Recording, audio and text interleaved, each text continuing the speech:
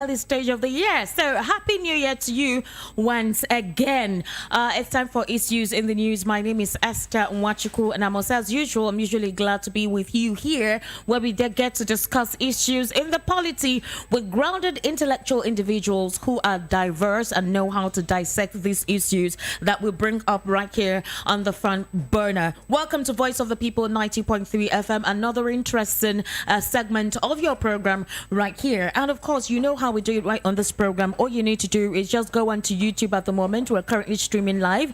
Once you do that, definitely you'll get notified. Once you've subscribed, you get notified when the program comes up, so you do not miss any edition or any episode of the programs that we stream here 24 hours. That's what we do. We try to keep you abreast, and we want you to also refer to most of these footages. That is, you can actually go back on the playlist to watch more of the episodes if you missed it, so you keep yourself abreast with what is going on in the polity. So again, welcome to Issues in the News. And today we want to look at a very critical situation that I feel is right on for us to talk about on the program. We have had issues where we discuss this program, this issue, this conversation most times here, but it seems to be a recurrent factor. And our job is to try as much as possible to shed light on this issue so that something can be done about it. Once we're able to garner as much reactions and response, possibly maybe we can elicit a spontaneous reaction from the federal government in putting things together and making sure that things work properly. Now, apparently, 4 police officers were reportedly killed yesterday evening during an attack on the convoy of Ohakim, a former governor of Imo State. Now, hear this, all right? The incident happened on Monday evening at Oriagu in Ehime Mbano local government area of Imo State. Now, this former governor escaped death by the whiskers as the gunmen bombed the backup vehicle in his convoy. The former governor was said to have been returning from a visit alongside his 2 children when the incident happened.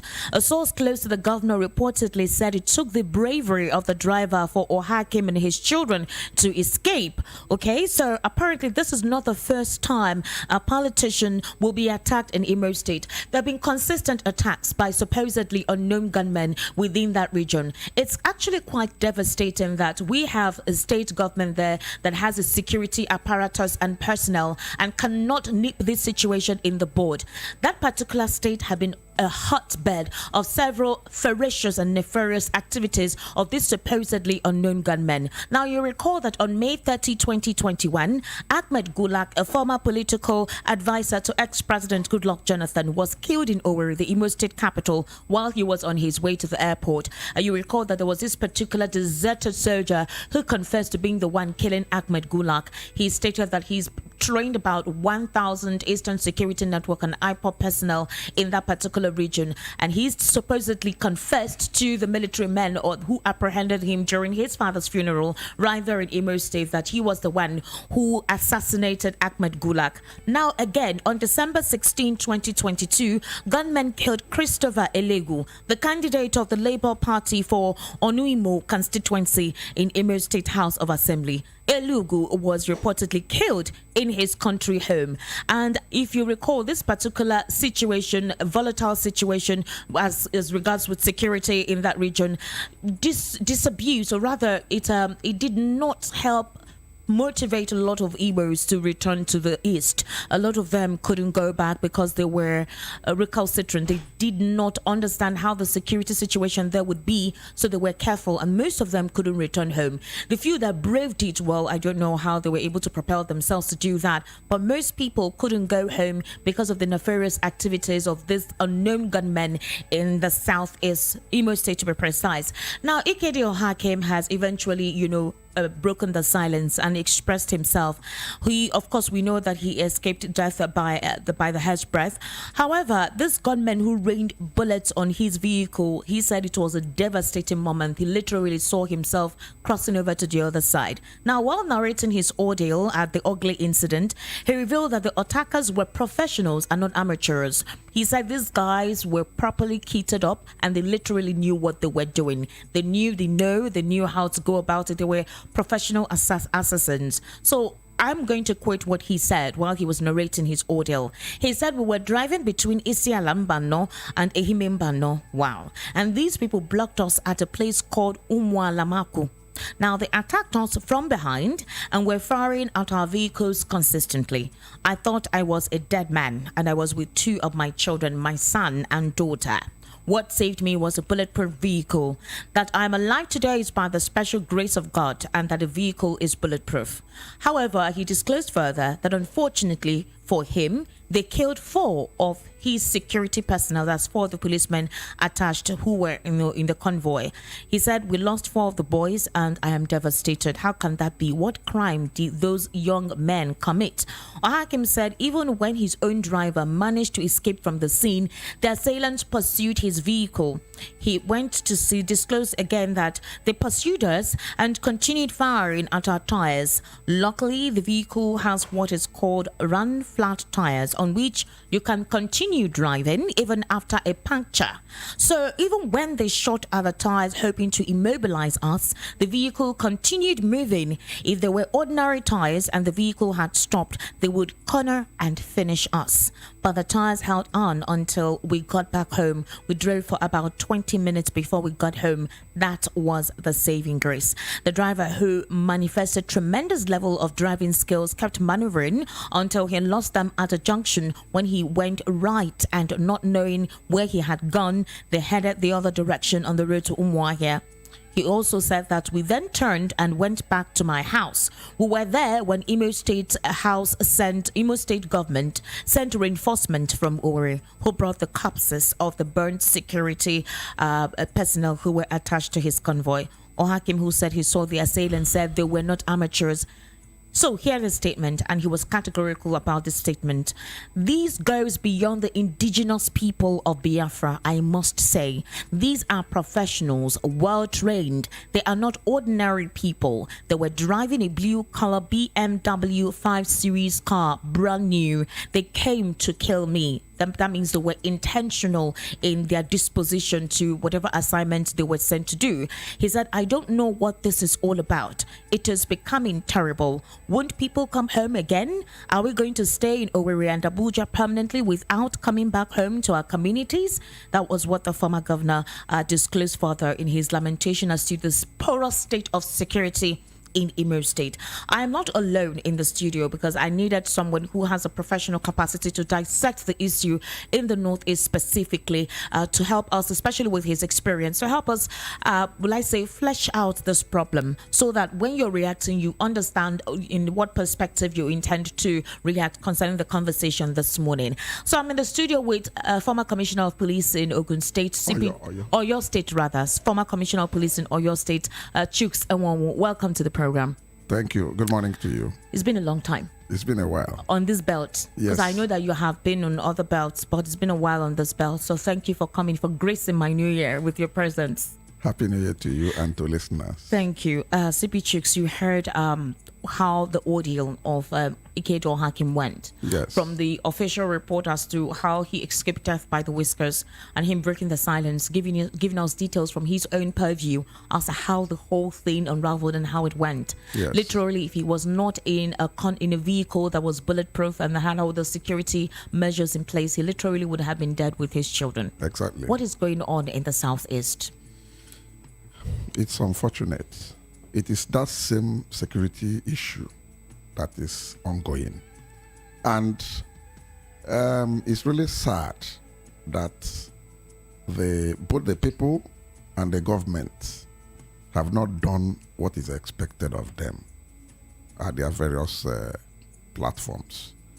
The people, in the sense that these bandits, these criminal elements, they don't come from the blues.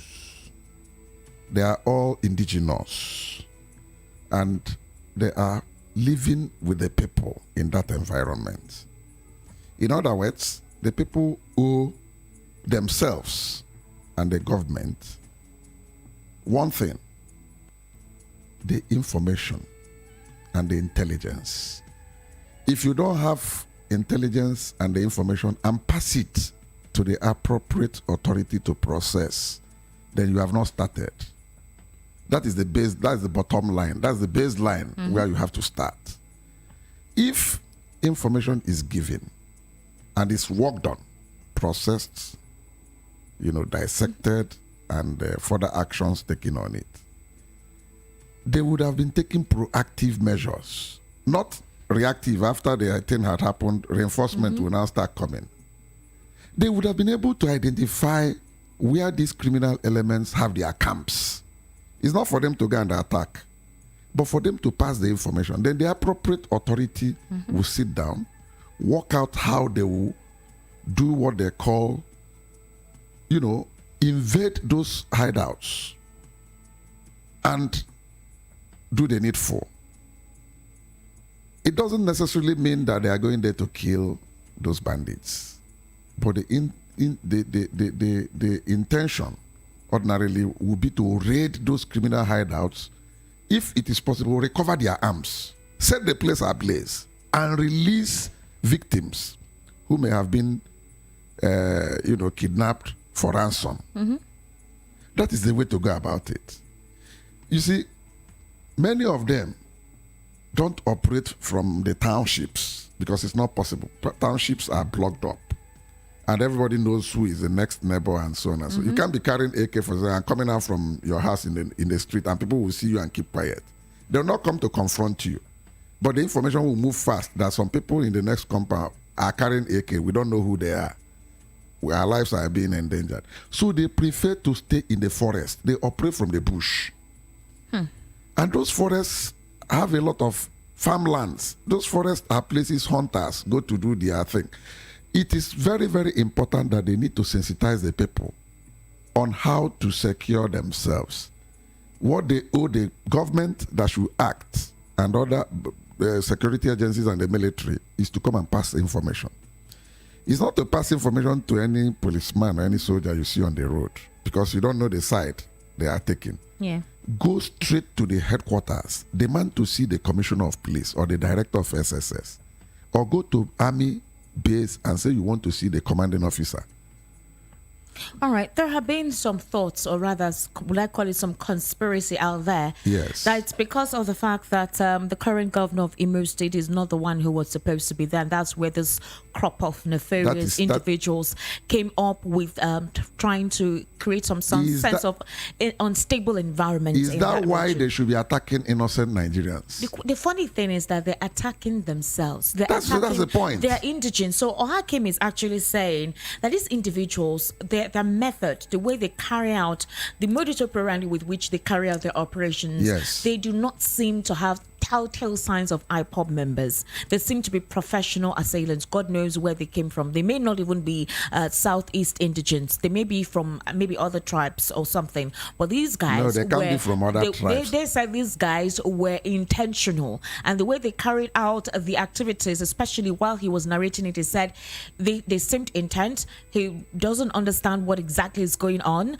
but these guys were sent by some, and there's a possibility that they may come back. So right now, most politicians cannot return home because of the unstable situation in that region. Now, we know that the Southeast has also been backwards when it comes to investment. Investment as regards the fact that the state of insecurity is discouraging a lot of people to come invest in the Southeast. Exactly. It is so bad right now, CP, that some banks no longer operate in that region because of how volatile these nefarious individuals have been going about their activities. So what you can see there in terms of if you intend to withdraw money are individuals who have the POS, that is the other one where it's mobile. You can be anywhere and just go and withdraw money. But that tells you that these individuals can't even withdraw a huge amount of money, because if you don't have enough banks, or the banks are very far from where you reside, you literally just withdraw what you can use to eat. Yes. And then this also discourages individuals from going to the banks to deposit because the banks are far from where they reside. Exactly. Now, a lot of people this December couldn't actually go home because of these individuals. Because when you go home, you definitely want to spend money, spend time on your family, but you can never tell who is watching and how these guys would come and exert mayhem. What do we do? What is it that the Imo State government is not doing right? Have they not tried to appeal to the federal government to send in reinforcement that will comb the forest in the Southeast and see if they can flush out these individuals?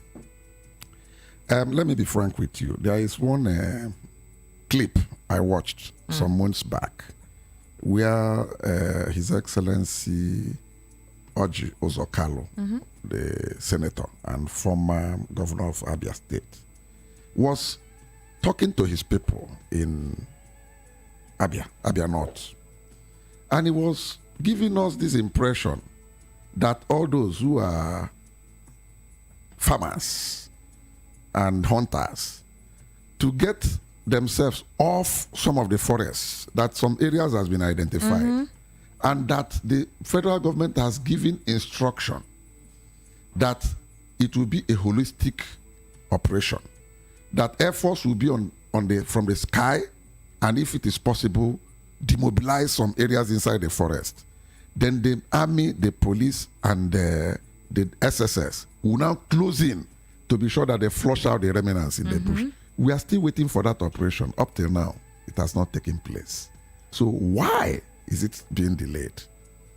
These are things that should be done collectively in identified areas in the 5 Southeast geopolitical zone, the states there, the 5 states. They should do them simultaneously because the election is fast approaching. Exactly. We have barely 6 weeks to go. So when are they going to cleanse that place? This is the excuse of whether the man who is governor in a state went in through Supreme Court. It's not an excuse. Is that why you should be killing people? Innocent people. Are they the ones that sat in Supreme Court to give the judgment? The judgment was due process and rule of law. So if you feel aggrieved, you have to endure it and wait for the next 4 years, which is almost by the corner anyway. You cannot, because of that, begin to kill people indiscriminately. And then coming to the issue of whether those people were assassins pursuing Ohakim, that theory does not fly. Because as far as I know, their modus operandi, from all the information we get, is that sometimes they'll pin down on the road and be watching for victims. Vehicles will be passing. When they see vehicles that are not attractive, they are not interested. So when they see the ones that are eye-popping, big vehicles, that's when they want to. And they had to pursue him because they felt that the man was challenging them, that they cannot do anything. So they have to do something. Challenging them how? By driving away? Yeah, by running away? Yes, because apparently what happened, how those 4 policemen got burnt was when they saw that they rained bullets on his vehicle and they saw it wasn't penetrating. Yes. Then of course the driver, again, the driver was very skillful. Yes. While the driver was maneuvering, and I'm sure the route was kind of narrow. Exactly. They were also following. So what they now did was to block the convoy that was following Ohakim and then, set it ablaze. 4 of the policemen got burnt on the spot. Now, CP, you know that the Nigerian police is actually they're overwhelmed and they're understaffed. Yes. Overwhelmed with the fact that there are a lot of cases as related to security that needs their attention. Exactly. But then they do not have enough staff. They do not have enough security police personnel to combat this anomaly that is the security situation. Exactly. Could it be that the reason why a lot of people are not attracted to joining the force and fight this crime is because of the poor manner with which they are treated? You have just said it. The position you have just presented is 100% correct. And coming to the policemen that lost their lives, it is sad that they are not learning lessons at all. We have had incidents like this, not once, not twice, severally. When Senator Oba Ifeanyi was attacked some months back in Anambra, it is the same thing.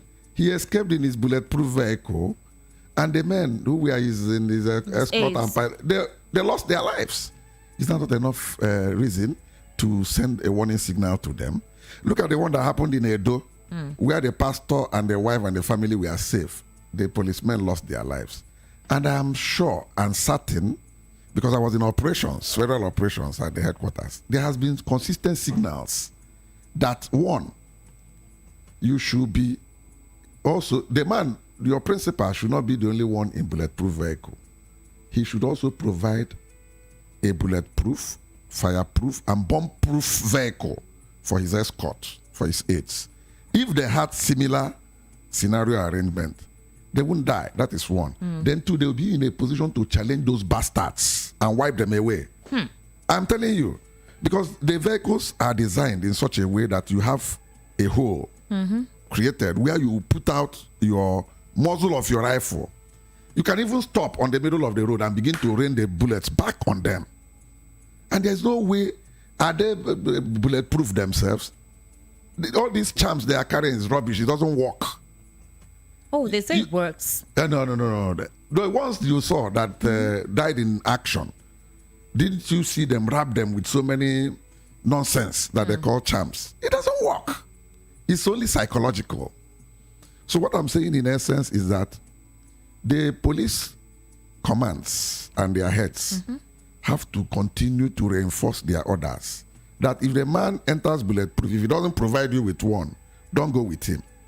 And more so, you would have been hearing that those people, those criminal elements, have always given a warning that if you are coming, don't carry armed people along with you in form of convoy or your escort or pilot. Because if we side them with you, you're a target. We're going to attack all of you.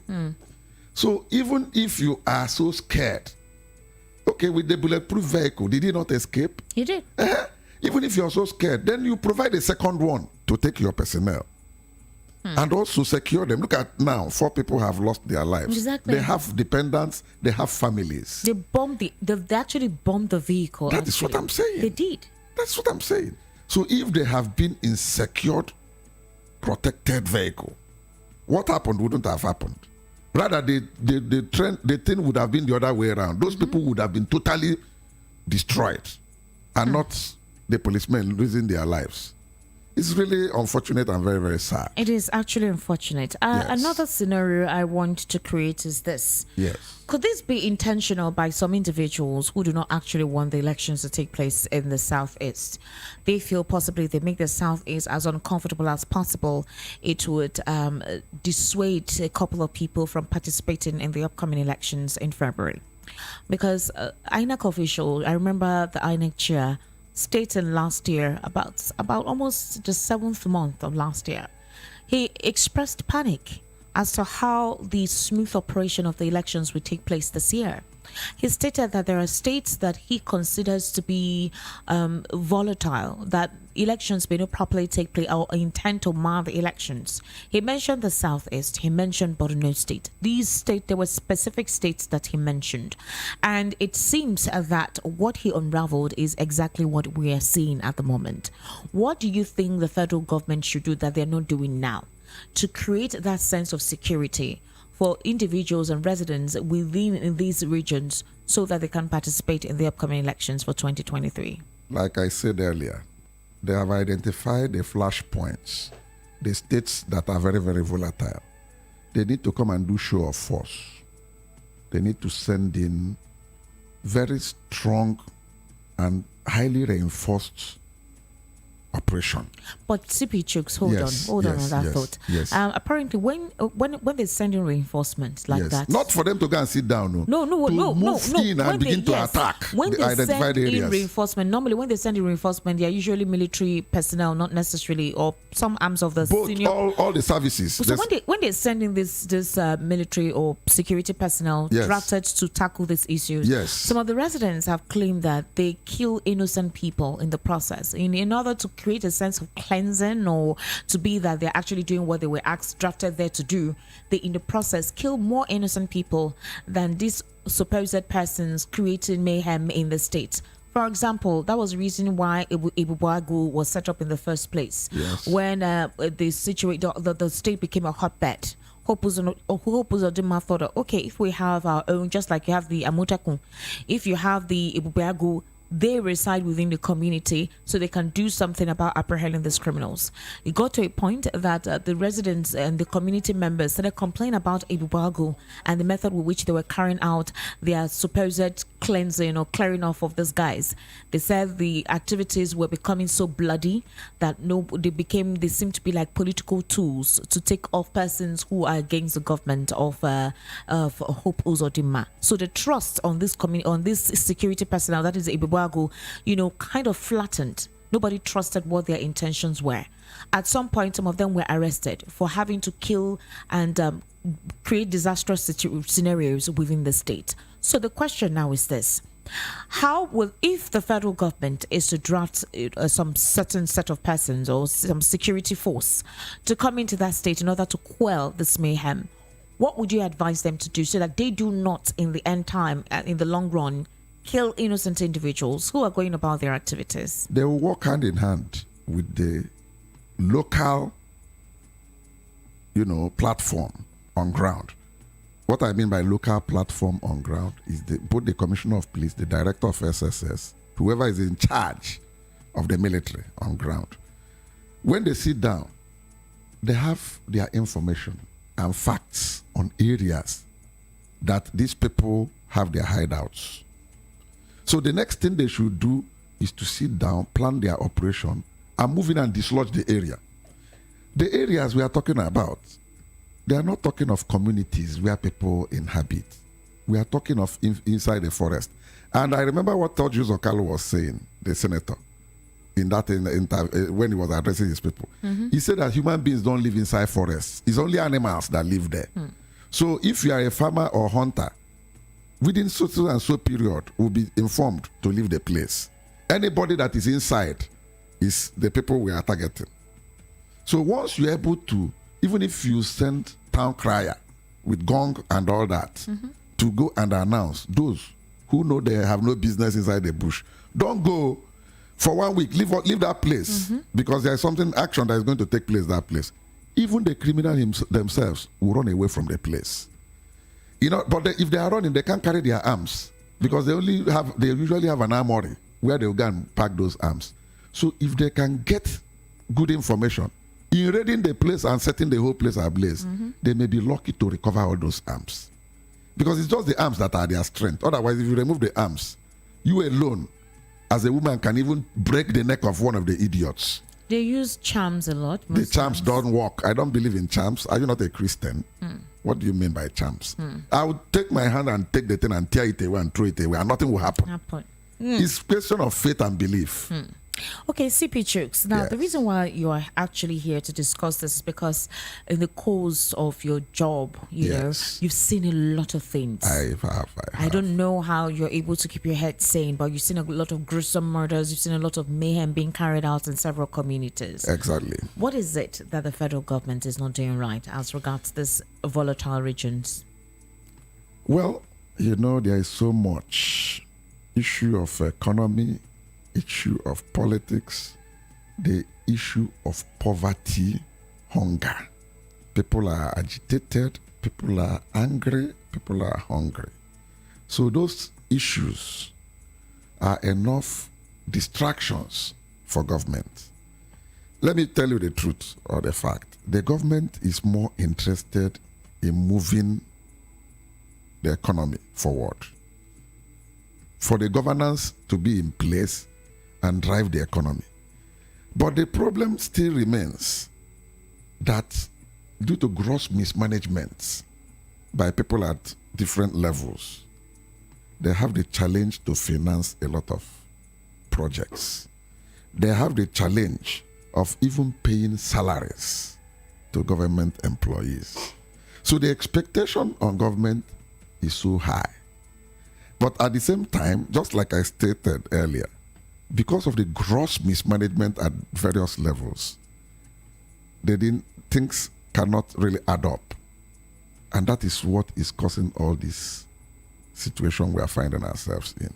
Let me take you back to a question I asked you earlier. Yes. Concerning would I call it the conspiracy or the alleged statements made by some members within the Southeast. Yes. The hotbed of where this unknown gunmen have been carrying mayhem. Okay. So, there are speculations. Now, speculations is not necessarily fact, because we try to talk about facts here, but sometimes you want to understand why certain things are happening, and you get to hear from different people as to what could be the cause. Exactly. Before the current Imo State governor came on board, yes, the one who was there before, or rather, there were statements made as to alert statements made as to the fact that Imo State usually used to be a very quiet and calm place. Exactly. People could move around in the night at 11 p.m., 12 midnight, 1 a.m., even where streets and corners where there were no lights, no electricity, you can see young people go about and move around and nothing happens. They get home on time. Exactly. But apparently when that happened, when the current governor came on board,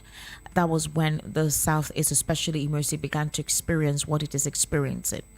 Now, again, I'm bringing you back to that because it feels like they feel there are some political elements who are intentionally creating this hot mayhem in that region to dissuade the people's trust on Hope Uzodinma, or they have their own candidates that they intend to for these 2023 elections that they want to come on board.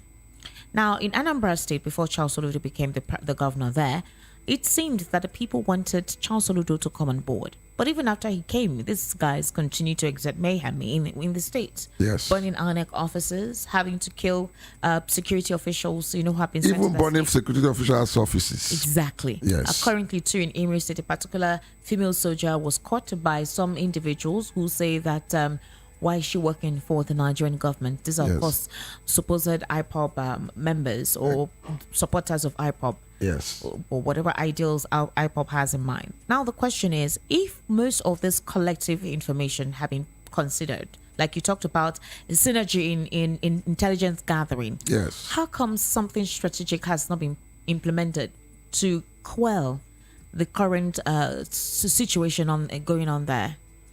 Well, that is the problem we have at the various levels of government. Things that should be given priority, it seems not to be important to them. They should engage people who have passion to move the setting forward.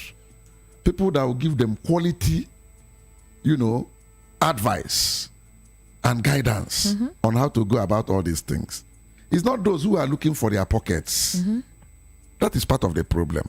If you bring in a hungry man and give him position of responsibility, his interest is only how to line his pocket, not the concern of what people are going through. Then, having said that, the issue of whether Hope Uzodinma came in and the thing exacerbated is neither here nor there. The whole problem came to its head after the NSAS. I don't know whether you remember that they broke our prison. Yes. And released. And more than 2,000 people escaped. Till today, where are they? They are the ones that entered the forest and are turning the heat against the people. So whether they bring in excuse of, okay, if they are bringing excuse of Hope Uzodinma, what is happening in Ebonyi? Is it not the same thing? What of Enugu? Is it not the same thing? Which place is even safe? Go to Anambra. Some areas in Anambra are witnessing this thing as we speak. Places like Newi South, or to Ihiala, all those axes. There's the senatorial district of Soludo itself, Anambra South. They are still there. They are still inside the forest. What have they done? They have identified the places where they operate. Why would they not sit down and work on how to continue intensive raiding of those hideouts? You see, when I was CP, my concern is not to go and kill criminals. If you kill them, you have not solved the problem. The intention is to deter them from perpetrating those acts. How do you do that? Identify their hideouts. Go there. If you meet them, fine, make an arrest. If you don't, set the place ablaze. Search the place. With good information, you'll be recovering arms. That was what we were doing in Oyo. And it had to cause crime rate to drop drastically till I left in 2021. That was the strategy I was using. Don't wait for them to operate because they may overwhelm you. Yeah. Go after them. That's what I mean by proactive policing. Go after them. Get your information. Keep working 24/7 on information. Identify where they are and keep going from time to time. And while doing that, you try to take very precautionary measures. Don't do it in the night because it's not safe for you. Do it in daytime. From information, gather the time they used to get set. So be sure you attack before they know themselves. You see them, they will run in different directions. And at the end of the day, you recover those tools of terror that they use, which is the firearms. All right, so you've had CP Chooks and 11. What is the conversation today? We're talking about Ohakim yesterday almost dying with his 2 children. We're talking about the state of security in the southeast, especially Imo State, Anambra State, and some regions as well within that axis, and the consistent attacks on members who have decided to return home. But of course, with the security situation ongoing, a lot of persons have been disinterested, or rather afraid not to get to a situation where a ransom will be asked on their behalf before they become released. Now, we are asking the question, what exactly is going on in the southeast, Imo State to be precise?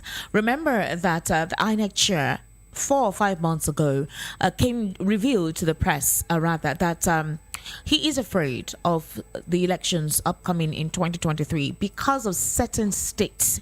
And he actually mentioned the southeast was one of them, and of course some areas in the northeast. He said that if something is not done as soon as possible, elections may not take place in these regions. And with that statement being made, we've seen a lot of crime and mayhem by nefarious individuals ferociously attacking the security institutions within the state, especially the police station, burning it. And then of course the electoral establishments within those areas too have come under serious attack by these supposed unknown gunmen. Now, Ohakim stated yesterday that these guys seem to have a modus operandi that goes beyond the operations of IPOB and Eastern Security Network. Is that these guys were intentional. The method the method with which they wanted to carry out the murder yesterday was exactly professional. So obviously it means they were imported from another state, or it could be that they're not supposedly IPOB members who are ethnically from that region, could be from another ethnic group. So the question is, what is going on in the southeast? What is the state government, especially in Imo State, doing about this kind of crime taking place? How comes that a lot of security has not been drafted, especially a forced security, something drafted differently or titled differently, to clear the region of these criminal elements? Yes. And it's actually quite unfortunate if you think about it. So this has led to conspiracies that possibly it's because these individuals are creating the mayhem within themselves. So if it is the Igbos who are killing themselves, continue to kill yourself. We do not care. So it could be that the reason why a proactive measure has not been taken by the government to this region could be because, well, it's happening within them, so they should carry on. But the question is, security is for all and sundry, so long as the states are under the purview of the federal government of Nigeria. 100% The correct. chief security officer of the nation is President Muhammadu Buhari. Yes. And for the states right now is Hope Uzodinma, that is exactly for Imo State. For Anambra State is Charles Soludo. Yes. So it means that they have to mediate with the federal government, specifically asking for something to be done as soon as possible, so that they do not discourage individuals from coming to carry on their businesses. Right now, commercial activities within those states have actually reduced. Exactly. Because a lot of people can no longer go about what their business is. Money can no longer be made, and this has increased the rate of poverty. Yes. Has also increased the rate of illiteracy in the region. Yes. A lot of young-blooded Nigerians, young youth who are supposed to be productive are no longer being productive. Rather, they are getting into activities that they ought not to. So the question is, what exactly is going on in the southeast? And what exactly are the governors not doing right that they ought to start doing right as soon as possible? Some persons have said that there are political intentions towards this, but this has gone beyond political intentions. What is the essence of killing your own people and discouraging your region or your state from becoming economically viable? Exactly. All right, the number to call right now is 0700 903 903 903. All right, and you can also go on YouTube. We're currently streaming live on there. Just go on YouTube, type Voice of the People 90.3 FM, and you can see issues in the news streaming live. You can subscribe, so whenever the program comes up, you easily get notified. Send a WhatsApp message on 0700 903 9039. Hello, good morning. Hello, good morning. Good morning. Thank you very much. God bless you. You're welcome, sir. Yeah, thank you. My name is Joseph and I'm calling from Idimo. Yusuf from Idumo. Yes, All right, Yusuf, please go ahead. thank you. Yeah, first of all, let me say this to your analyst. He spoke very well, but he said something that baffled me because he said some policemen never learned lesson from some incident that happened in Anambra State and a pastor from Edo State also. It is not the fault of those policemen, I mean, because they cannot just see former governor of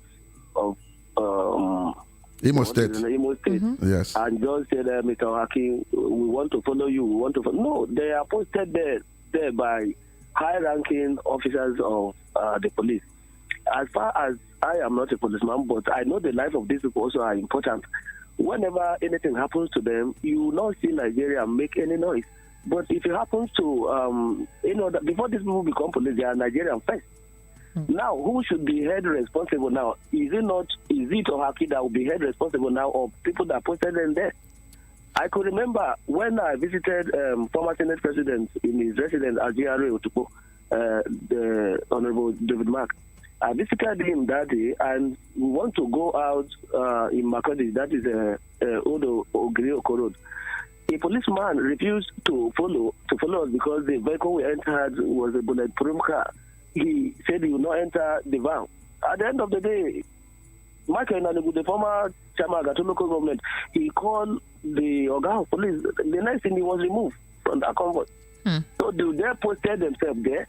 That is number one. Then number two, in my community, I am from Nasarawa State. Okay. In my community, in Doma local government, what we did is that every month we contributed money. If you are fished out as a bad element in that society, we don't wait for police, we don't call anybody, we eliminate you by ourselves. Every month we contributed money. If we see your movement is suspicious and we don't know you and your movement is suspicious, you have nothing to do in that community, between 2-3 days, we will investigate you, we will follow you. That is what the youth did in my area. The same thing should be applicable to that area that all these nonsense is happening in Imo State. I don't know why. Don't blame your people. Your people posted those. Their life also is important. They are father to some people. They are uncle to some people. They are brother to some people. Okay. Look at what happened to them. Who will be held responsible now? Thank you. Thank you very much. All right. Thank you for calling, Yusuf. 0700 903 903 903. 0700 903 903 903. That is the number to call. All right. 0700 903 903 903. And you can also send a WhatsApp message on 0700 903 9039. That is the number through which you can actually call, or rather send your messages for you to be part of the program this morning. Hello. Hello, good morning. Good morning. How are you? Fine. How about this Imo State of a thing? I suggest that Hope Uzodima should talk to Egubagu. Okay. Let them talk to themselves. Maybe Egubagu, since I saw it on the newspaper or hear it on the newspaper this day, that they are not after any election or any Nigeria election. It means they are fighting on their own different platform. You understand? Not fighting Nigeria. So, I mean, not fighting anyhow. So, in this case, if this man talk to them, I think they can be their security like amateur. Okay. Why can't him come down and talk to them and let them work together? Okay. If they are not for violence. All right.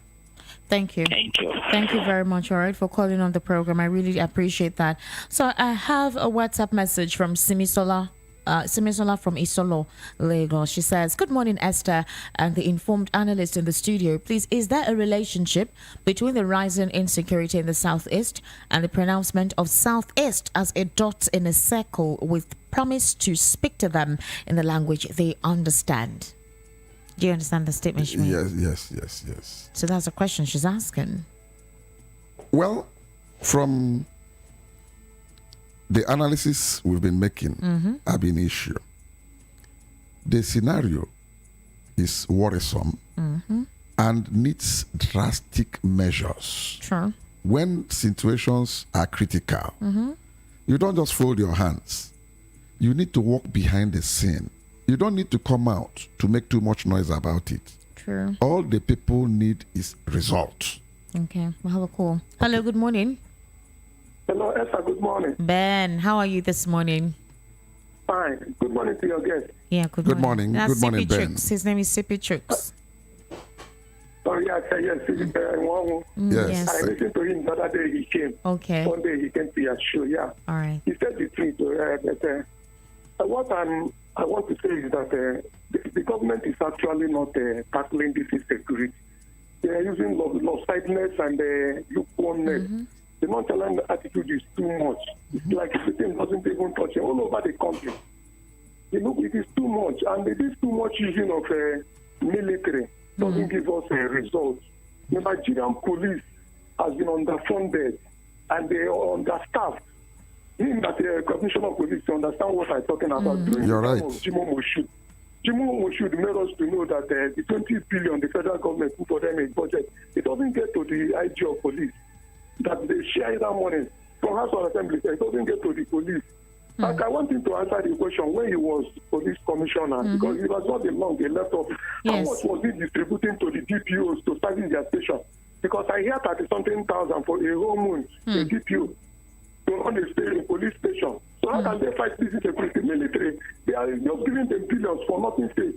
It's the high time they start funding IG or police. Police can, we tackle these people, but military doesn't fight all these insecurity. When they come, they kill innocent souls. These people are living among people. Police will know how to discuss and get them out. When you fund police very well, or fund them very well, fund them. What is called on these more billions they are giving to military? They are just sharing that money. They are not doing anything with it. Nigeria is under police. Employ more people in the force. People are willing to join police force. People are willing to fight. Another thing is that all these politicians we are sympathizing with, when Ohakim was governor, what did he do with security votes? What did he do? Look at Hope Uzodinma. What is he doing with security votes? Because Uzodinma can tackle this problem so well. But what is it? It is better in Anambra because of the way Soludo is tackling it. So he's using a Bukago just to protect himself and hunt for his enemy. When he see you. Hello, Ben. Yeah, and also the communities rise up against them because the Oga said that they are in the forest. At times they are not in the forest. So these are cultic groups. They will not be the politicians. They will tell you these people who they are. Because most of the arms they are using is these politicians that bought this arm for them.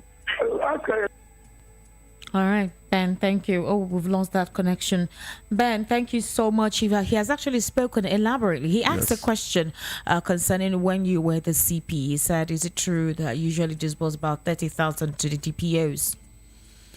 Well, whatever that are meant for the divisions comes in through the command finance officer. Okay. And he made sure when I was there that it gets to them. But like he said, the thing is a far cry from being able to... Hello, good morning. Yeah, good morning. Good morning. Yeah, my fan is those innocent people that are killing those escorts. Apologies. Your name, please, and location. Hello, okay. Fine. Ifeanyi. From Songo. From Songo. All right, Ifeanyi, go ahead. So I'm concerned. Those innocent people that are killing the escorts, there should be adequate protection for them. Okay. I don't know why they should leave them in ordinary vehicle, whereas the principal person is protected. Something should be done about it. Okay. And then those people perpetrating this thing, you should engage them in discussion. Call them. If they fail, then this action of bombing or doing anything in their forest should not come up. Therefore now, engage them. Let there be negotiation. Let's know what their problem is. Whatever they think is their problem, then put it on the table and then let there be discussion, let there be solution. If it doesn't work, then the other approach should be possible. Attack them, go to their forest, recover their arms, and then deal with them. All right. But in the meantime, please, these people that are escorting them, they are being exposed to danger. Innocent being killed. All right. Thank you. Thank you for calling, all right? And then the main person is left free. Okay. Something should be done about it. Thank you very much. Thank you so much. 0700 903 903 903. That is the number to call. 0700 903 903 903.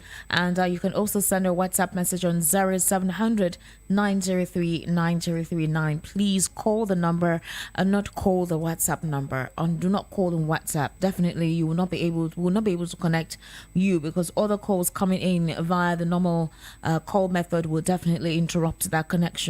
Hello, good morning. Hello, good morning. Good morning. Yeah, good morning, sir. Good morning. Good morning. Good morning. My name is St. Peter. I'm calling from Alimosho. St. Peters, how are you today? I'm fine. All right, go ahead, please. I actually have a series of questions to pose to your analysts and guests. All right. Are there insurance or assurance policies that cover men, of, particularly the police guys, that are being killed now? One. Secondly, what is the synergy between police and other forces? And lastly, I want to suggest that this thing will continue to happen until there's an uproar from the people that are being affected. Okay. Until there's this uproar that will make them to form security on their own, because it is as if we can no longer depend on government security apparatus. That is my submission. Thank you, St. Peters. Thank you so much. You heard what he said? Yes, I did. So he's asking that, are there insurance or assurance packages for this policemen who have died? There is insurance. There is. There is, yes. Okay. And even though there's not much, you can't equate money with life. All right. In some cases, even the state governments augment. All right. They also. Hello, good morning. Yeah, good morning. Good morning. Ike. Yeah, this is Ike calling from Ohakim. Ike, how is Okota this morning? Yeah, I'm fine, really fine. Really All right, fine. go ahead. Before moving, Happy New Year to you and the ship there. All right, happy New Same Year to to you. you. All right. Honestly, myself, I almost blame federal government for all these things that is happening throughout the whole nation. It's not only in Imo State or any other place in the southeast. This is general something.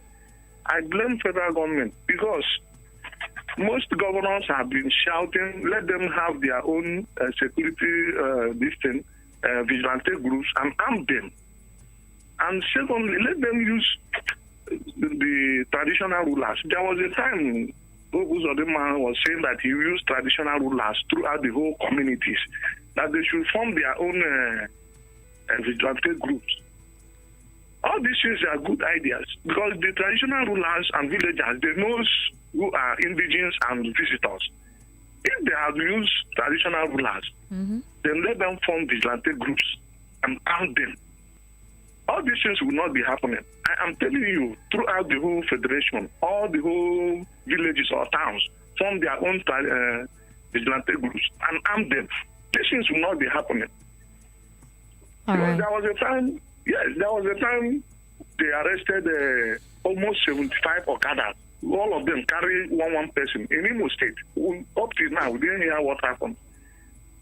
Sometimes we hear that those on their trucks, they arrested them. We didn't know what happened, and we didn't know. All these things will just be happening. People are dying like fowl. There's no value for human being again in this country. What is that for federal government to grant that appeal? Let the villages, all the whole villages form their vigilante group and have their own the arms.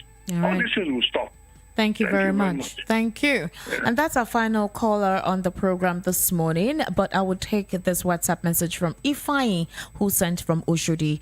He says he rather wrote, concerning the issue, I concur with the analyst in the House. Our leaders fail to address security when it's not noticeable, but they thought that they have guards that can protect them. It wasn't like this before, and I can say that Kanu's issue contributed a lot to it. If they free Kanu, it will reduce. All right, thank you so much, Ifeanyi. And CP Chooks, thank you for being part of the conversation. I know that you're still in-house. CP Chooks is still with us on matters which will be coming up by 12:30. So you're going to hear more of CP Chooks on security-related conversations right here on Voice of the People 90.3 FM. My name is Esther Nwachukwu. You can follow me on social media at Esther Nwaz on Instagram. Esther Esther Wachuku on Facebook, Esther Wachuku on Twitter, and of course follow Voice of the People 90.3 across all social media platforms. It's an amazing day. It's still the new year, so happy new year to you.